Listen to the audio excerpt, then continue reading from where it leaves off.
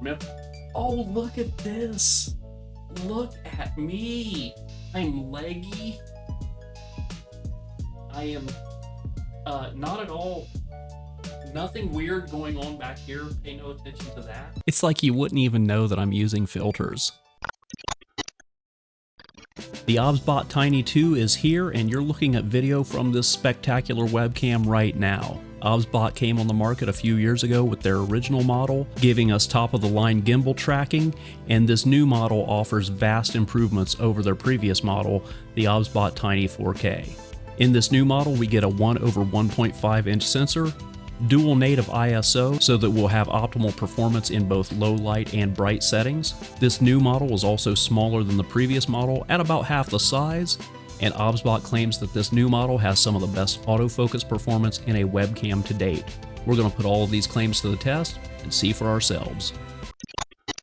Here's what the image quality looks like in a room that is flooded with light. I've got the window open over here with sunlight coming in. I've got 3 studio lights on, and I've got my overhead light on over here. So this is what the image quality is going to look like in a very bright room.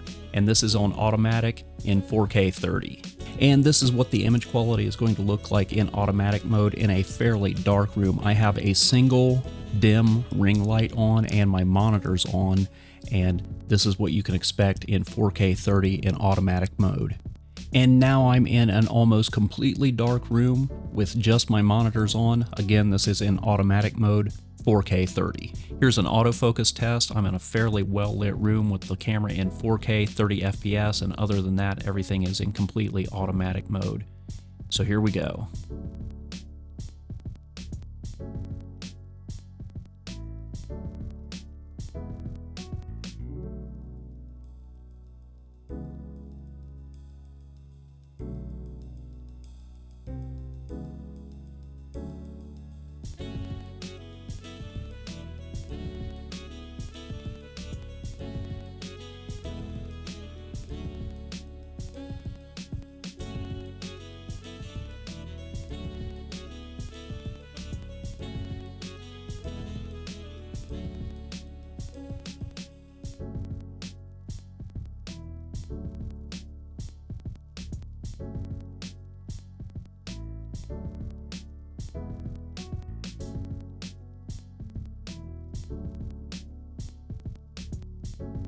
Okay, so based on those tests, I'm not really impressed with the autofocus. Now, when it does lock on what it wants to focus on, it does keep focus very well, so it doesn't do focus hunting. That's a good thing, but getting focus for a new target seems to take a really long time. I did that test on global autofocus mode. I'm going to switch over to face mode now and do the same test.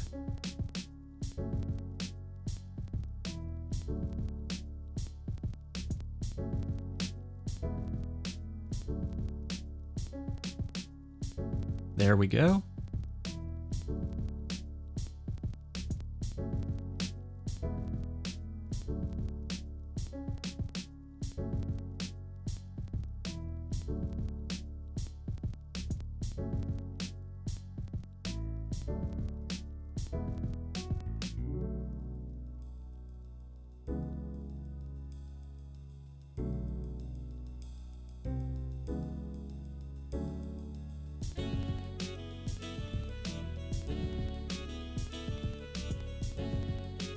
Yeah, again, it seems like the autofocus is very slow to grab onto a new target.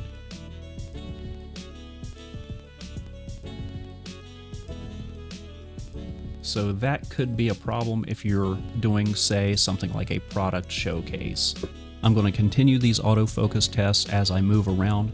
The camera is locked on my face right now, and I am in face autofocus mode. So I'm going to see if it loses me as I move.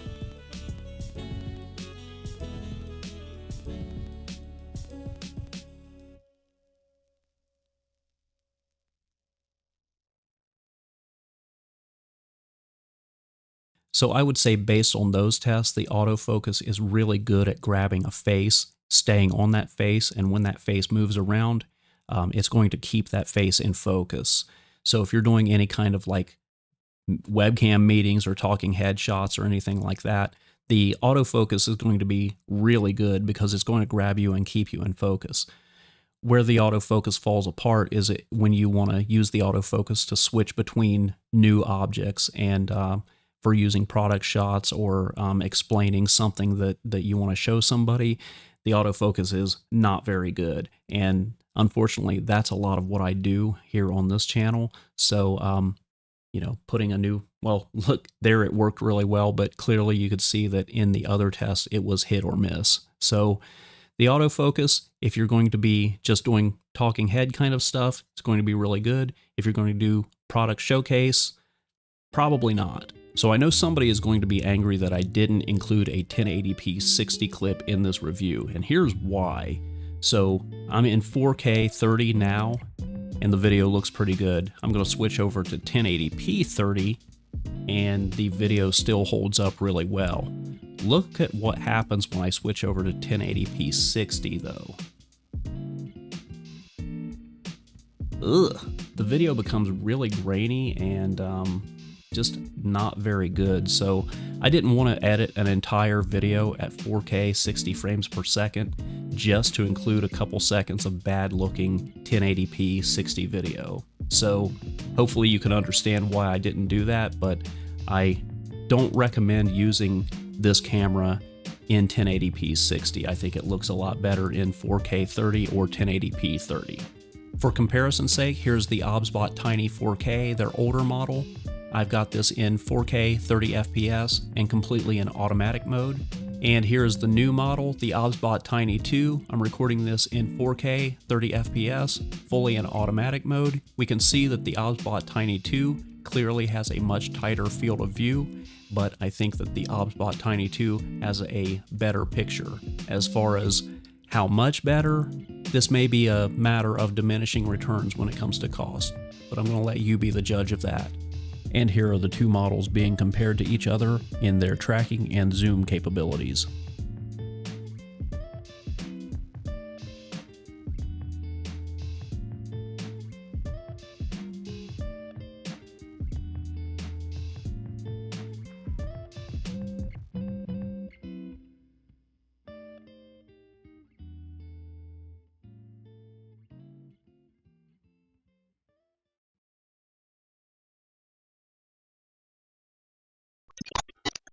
And here is a mic check of the Obsbot Tiny 2. I'm about 18 inches away from the built-in microphone. Mic check 1, 2, 3. Mic check 1, 2, 3, 4. All of this audio is unprocessed and unfiltered. What you hear is what you get. Although the gestures and the voice commands for this webcam work out really well, I actually prefer using the remote, and if you can swing it, pick one of these up. The way this works is that this remote comes with a wireless USB chip that you plug into your computer, and then that gives this remote control over your webcam, so you can pan side to side, up and down, zoom in and out. You've got some presets that you can call up on this remote, and you've got tracking controls, and you've got zoom and things like that. So this remote I think is very handy to have, and I think it offers better control over the webcam than using the gesture and voice commands, but it's also an additional expense, so that's something to keep in mind. The bottom of the Obsbot Tiny 2 has a female threaded 1/4-20 hole for mounting on a tripod, and it also has these 5 metallic leads, which I wasn't sure what these are for, so I reached out to my contact at Obsbot to ask. She said this is for future expansion, and I think it'll be really exciting to see what kind of expansion projects they come up with for this device. So in my opinion, the video that this webcam produces is top-notch, and it's the best video that Obsbot has been able to produce so far. This may be actually the best webcam video on the market. But the icing on the cake, and in my opinion where Obsbot has always shined, has been their additional software that comes with their webcams. That's the Obsbot webcam software that we're looking at right now. And I went over this webcam software in depth when I did my first review of the original Obsbot way back in the day, but there's some new features in this software, and I'm going to go over this in depth again right now with the new Obsbot. We're looking at our video preview window here, and that's by clicking this button right here. We can open or close that, and we have a power button up here. We have where we can enable or disable the remote control if you have one. I've got that enabled right now. We have right here global hotkeys. That's where we can assign keys to a keyboard or a macro pad or something like that. And here, this is our virtual camera, and this is actually how I prefer to use this software. I like to turn on virtual camera and then feed in all of the capabilities of the camera paired with this software into something like Zoom or OBS Studio or something like that. If you just pair this camera into Zoom or OBS Studio or Skype or whatever, you don't get the additional features that the software provides with this, and we're going to go over some of those features now, and you'll see how powerful this actually is and why you would actually want to use this software. And this last button over here is OSC, and this is not something that I have messed around with, but this is basically like a browser interface where you can assign a controller to the Obsbot, where you can control it with your phone or through a web browser or something like that. Again, this is something that I've not messed with, but the feature is there if that's something that you'd want to look into. So down here we have our console tab, and we can add a preset. So basically, if say I want to focus on this gnome on my desk right here, I can pan down and add that preset, and then if I come back on me and I hit the preset one, it's going to lock back to that gnome. That's a feature that's been in all of the Obsbot software since the beginning. And we can add additional presets if I want to point it up at the ceiling and set a preset there, or pan over there and add that preset. I could do that too. So over here we've got our AI human tracking, we've got our zone tracking, and we can set that. We can set it towards motion. We can do normal tracking. We can do upper body tracking, close-up tracking, headless tracking. I don't know why you'd want to do that, but maybe for dancing or something like that. And lower body, again, probably for dancing or, dance instruction, things like that, is my best guess. So in our AI mode, we've got presentation modes here where we can do desk mode, for example. So if I hit this, it's going to pan down and it's going to try to do like keystone correction to make it more for desk. I don't have the camera position properly for this. If I were to actually bring the camera up, out, and over and then have it pan down, this is where basically if you wanted to show something on your desk, it's going to make things easier to present things from your desk. I'll click this so you can get an idea, but as we can see here, this is not a good example to use. This is more for where you want to have like a document or something like that laid out. So now I want to demonstrate whiteboard mode, but before I do that, I did want to mention that if you're going to do a lot of whiteboard presentations and things like that, and you want to get this set up, you may actually want to invest in the remote control, because the remote control, in addition to having all of its remote control functions, also has a built-in laser pointer, and you can go in and out of whiteboard mode very easily with this remote. But now I'm going to frame in on the whiteboard, and that's just as easy as clicking this whiteboard button in the software or double tapping the whiteboard button on the remote. I'm going to use the remote to do it. So we see that the camera picked up the whiteboard and it framed it as best as it could to give the entire whiteboard as a presentation. And again, like I mentioned, the remote also has a built-in laser pointer, so we can point things out on the presentation that we would want to show people. And to get back out of whiteboard mode, you would just click on this button in the software control or double tap the whiteboard button on the remote. And it's just as easy as that. From there, you can hit one of your presets to get your face frame back up if you want, or hit the home button, however you want to do it, but that's how you do whiteboard mode. So this is really cool. We can turn on hand tracking, and basically it's going to lock mode on your hand. I've got right hand on right now, but I'm going to switch this over to left hand, and it's going to follow my left hand. So if I have a pen or a pineapple pen, it will follow anything that is in my hand. So I can switch it back over to right hand, and now it's going to follow my right hand, and go back to left hand, and now it's going to follow my left hand. So that's actually really cool. And here we have group mode. This is if you have a group of people. I don't have any friends, so we can't test this out. I have Murder Gnome here. We'll try it with him, but that's basically, yeah, it's not going to work. In group mode, basically, it's going to try to split the difference and keep as many people in focus that are in the shot as possible. Nothing new here. We've got our gimbal control. We can grab this and drag up and down and left and right and control the shot that way. This is our zoom control here.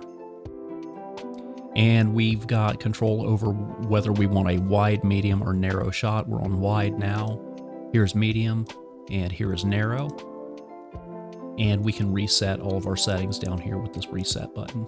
This is our next tab, our image tab. Here we have HDR. It says coming soon. That's probably going to come in a firmware update. It's probably something that they're working on now that has not been implemented yet. Down here we have focus, and we have global or face focus mode. We can turn auto off, and we can go into manual focus mode with this slider here. So if I want to focus, say, on this remote, and I want to hold it here and lock focus on that remote, I can dial that in with this slider. I'm just going to turn autofocus back on.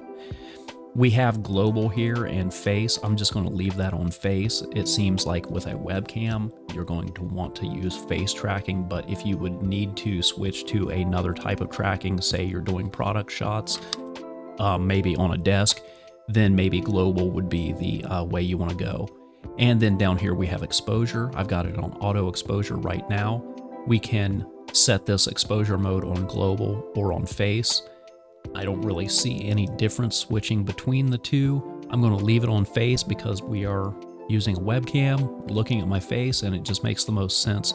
I can turn auto off, and we can change the shutter speed, though this is odd because I'm running, we can see right here, I'm running in 4K 30, but we don't have the option to set this at 60, which is what the shutter speed should be at. So that's a little odd. I'm going to try to force it. Okay, so it looks like I can force it. No, I guess I can't. Once I click off of that, it switches back to either 80 or 40. So for our shutter speed, we have the option of 40 or 80. We can't go 60 where we should be. I'm just going to leave it at 40. We can go higher or lower than that, but I guess it is what it is. Down here for ISO, we've got control over that. We're set at ISO 600. What we can do is bring the ISO down and get rid of some of this grain over here, and we can actually introduce more light if we need to. ISO 200 is pretty good if you want to introduce more light. So I can take our lighting up here, and I think that image looks pretty good. So white balance, I've got it on auto right now, and I think the auto white balance actually looks pretty good. That's pretty spot on. I'm going to put it on manual and adjust this. That's probably pretty accurate right there. And then down here, we've got control over contrast, saturation, sharpness, and hue. I took the sharpness way down on this because at 50,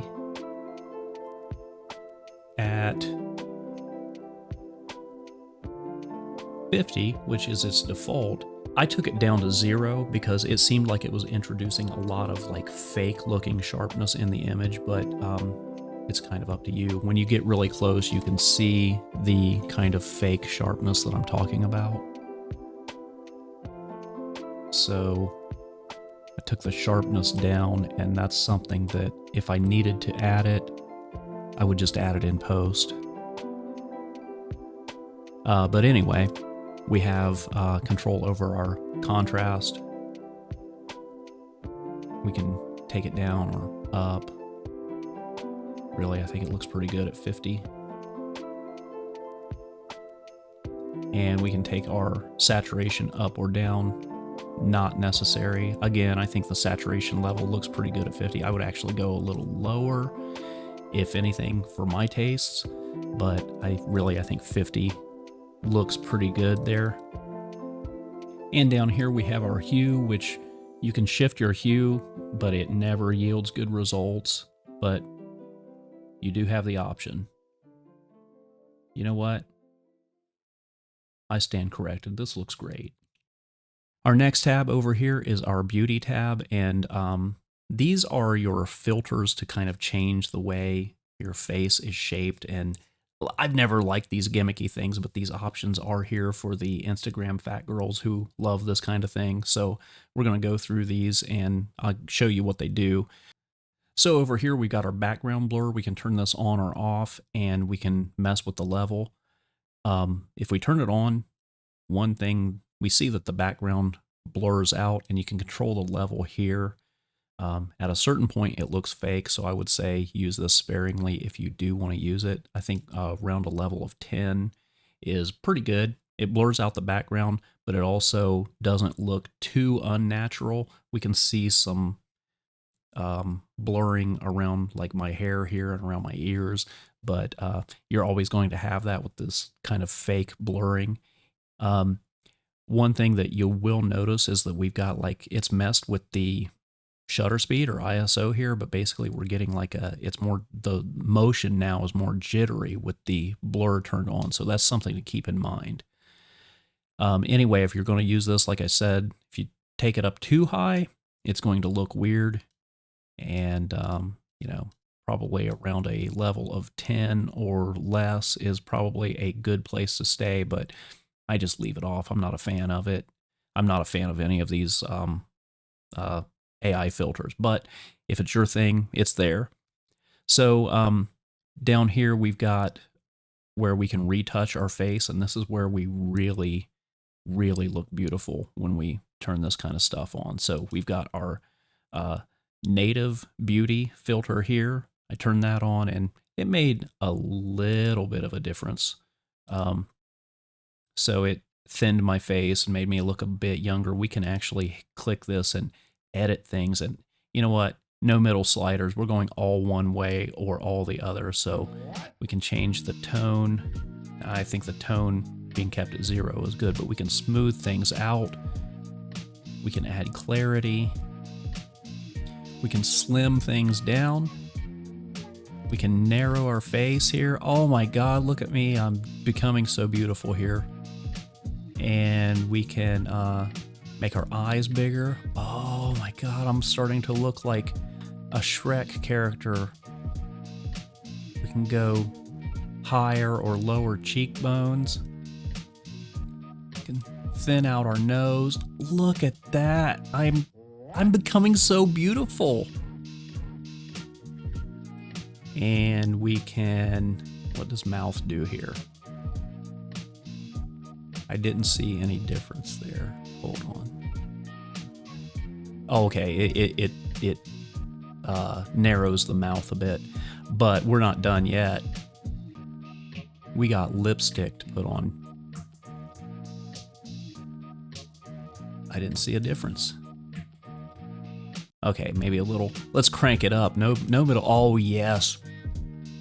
Oh, yeah. Look at that. I am so beautiful. But we've got blush. We can go with no blush, or we can go, we can take the blush up and pinken our cheeks there. And we've got contour. We got fancy. Oh, dang, I'm gonna assume that fancy is made for me, but we're gonna check out these other things. But first, I'm gonna crank fancy all the way up to 100. Is it doing anything? I don't know. Let's see what natural does. Crank that all the way up. And 3D.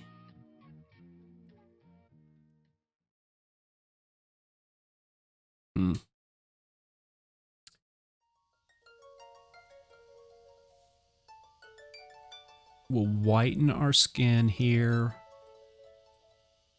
Nasolabial? What?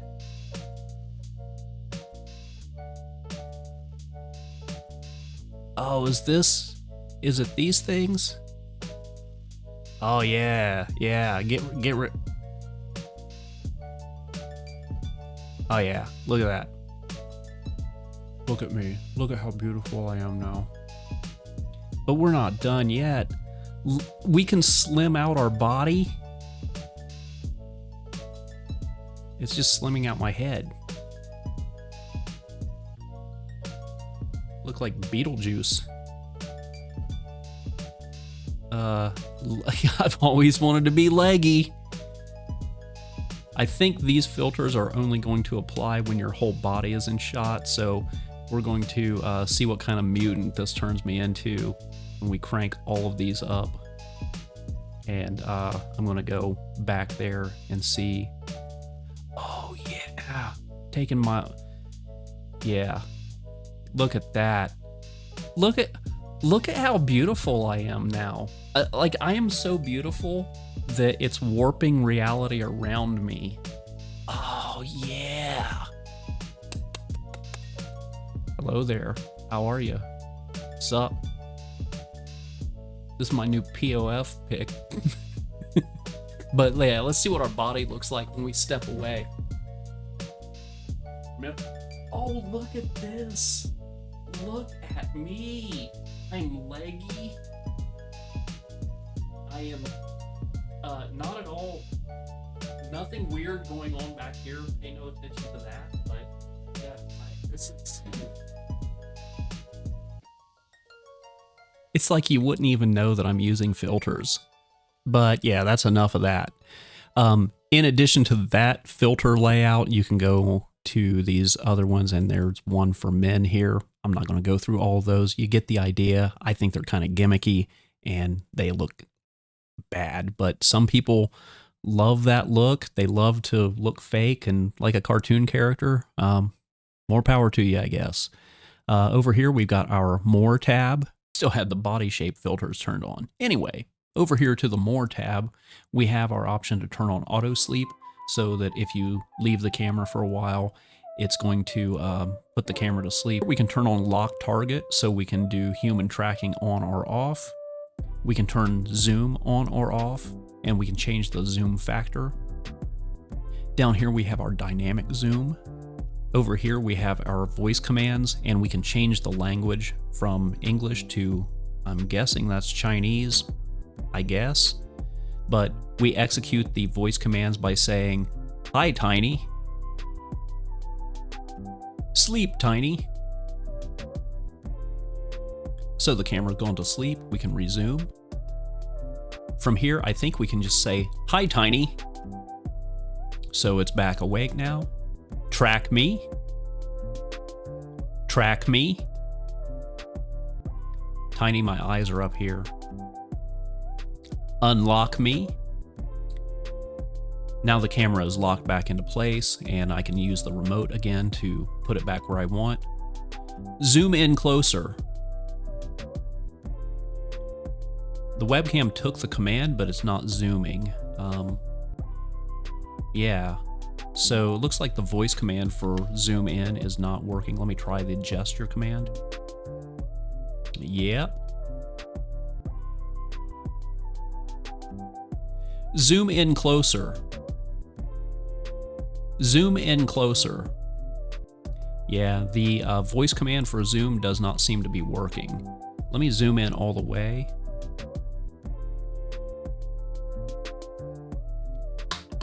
Zoom out further.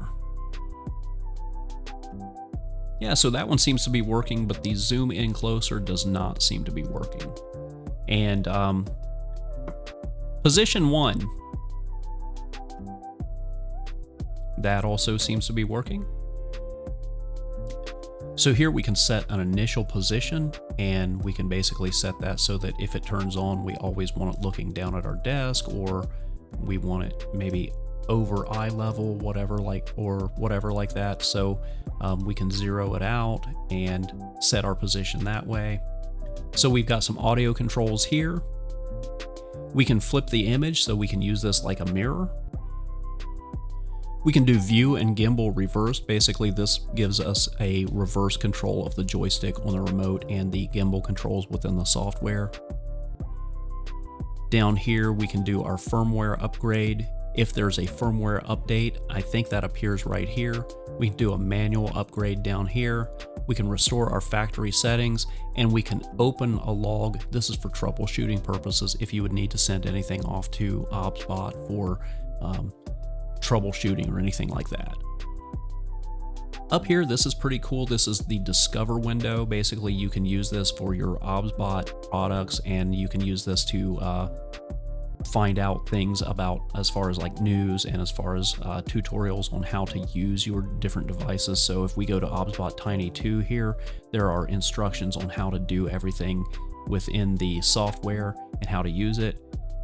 Again, we've got the Obsbot Tiny series, the Obsbot Meet, the Obsbot Tail, and the Obsbot Me. And over here we've got our software settings where we can look at things like our global hotkeys. That's where you can set hotkeys in your keyboard to control different functions in the software. We've got our general settings. We've got tutorials here. We can turn it on to where this software boots up with Windows. We've got our, we can turn global hotkeys off or on. We can turn the remote control off or on. The laser close-up, I'm not sure what that is.